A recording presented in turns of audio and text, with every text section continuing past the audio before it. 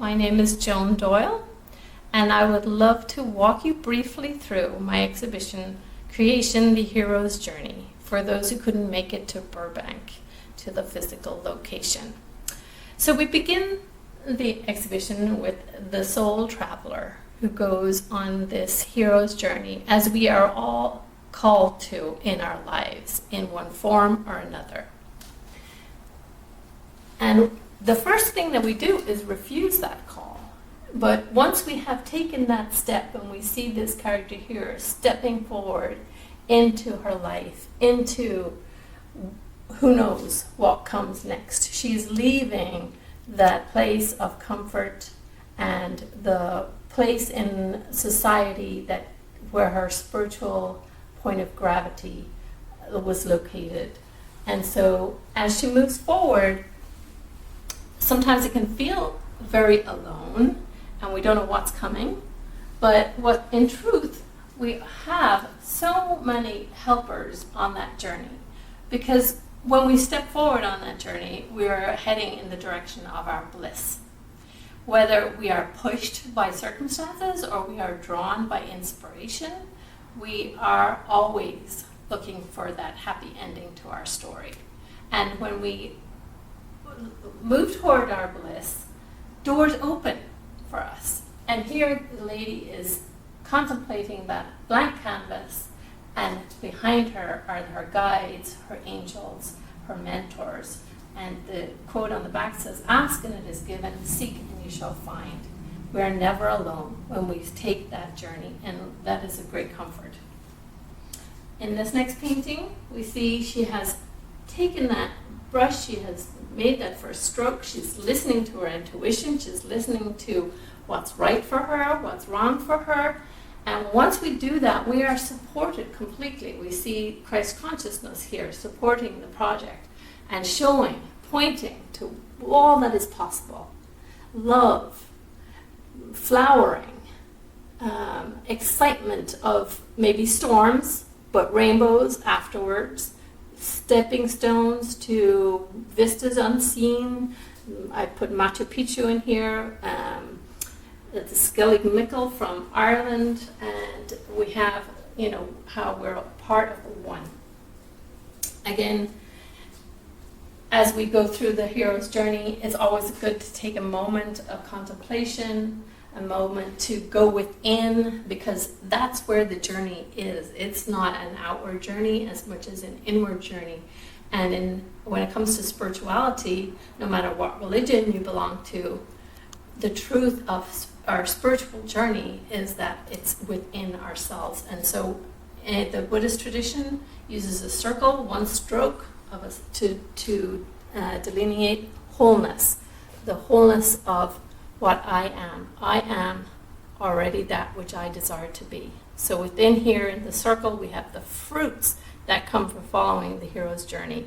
We have the unborn possibilities. We have light and dark. We have everything in creation. And once the project or the journey or the task has been undertaken, as we see here, the child has been born. There's no turning back. Our birth itself was a hero's journey. We went from one world into another world. Here we see again, this child is loved as we all are. We come into this life in such purity and perfection, and that never goes away. That's always who we are, and we have, again, the angels who are there to help us on this journey. As we move through, sometimes we can feel hopeless.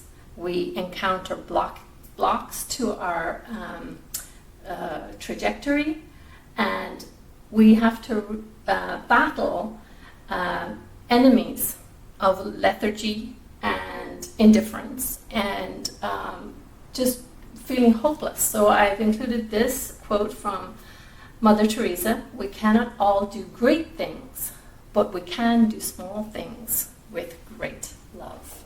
And we see here the seeds of love as we all can practice in a kind gesture, a smile to a stranger. It's all within our power. And so continuing with what we call the road of trials in the hero's journey, we see here this lady as her projects, her endeavors are growing, they cause some frustration from time to time.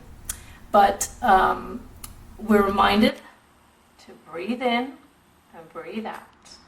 It's always good to remember the angels are there. We can, once we are committed, and she's wearing a ring, so we know she's committed. And in here we have the Alpha and Omega, beginning and end. It's all here in the circle. We're reminded again, we can make it through. And on that same vein, here in this painting, I have painted the mustard seed. Because sometimes that's all we need to remember is look at this tiny seed. It's all we need to keep on going on that journey. At the lowest point of the journey, we find that something in our lives has disappeared. Something we thought was essential. Somebody, some circumstance, a job, a way of living, and it's suddenly just gone. Here's the quote, "My barn having burned down, I now see the moon."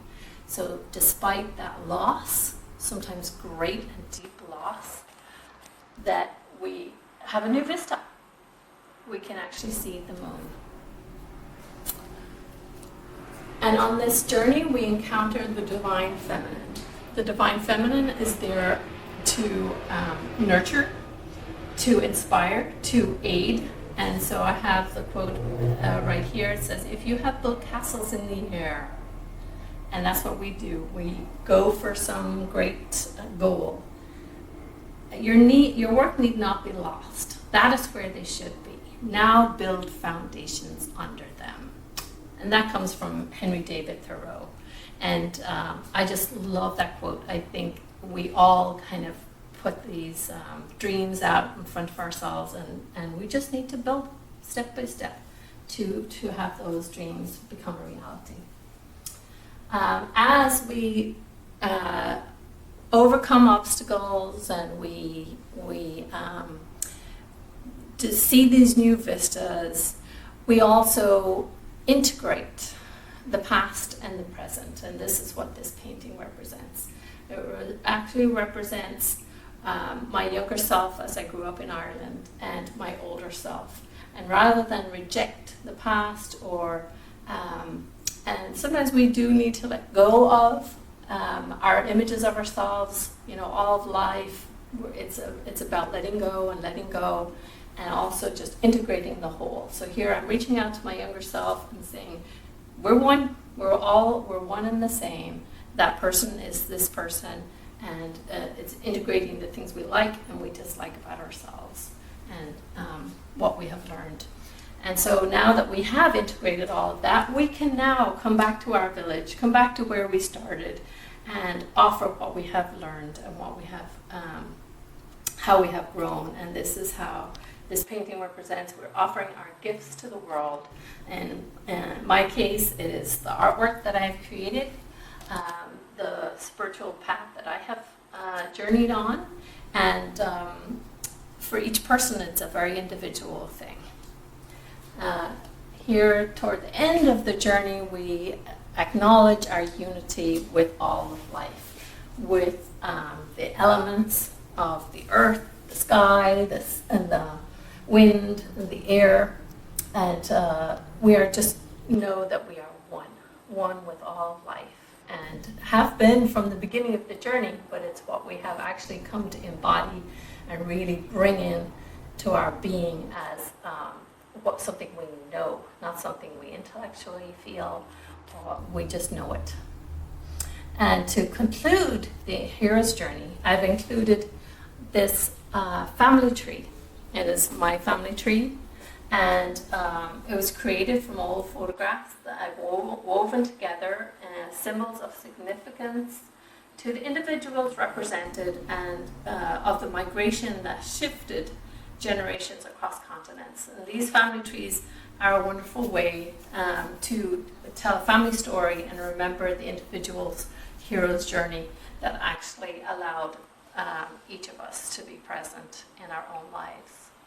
I thought that was a good way to conclude and recognize the hero's journey that each and every one of us is on, and to honor it and to know that the difficulties we encounter are all part of the journey, and what an incredible experience it can be. So thanks for joining me.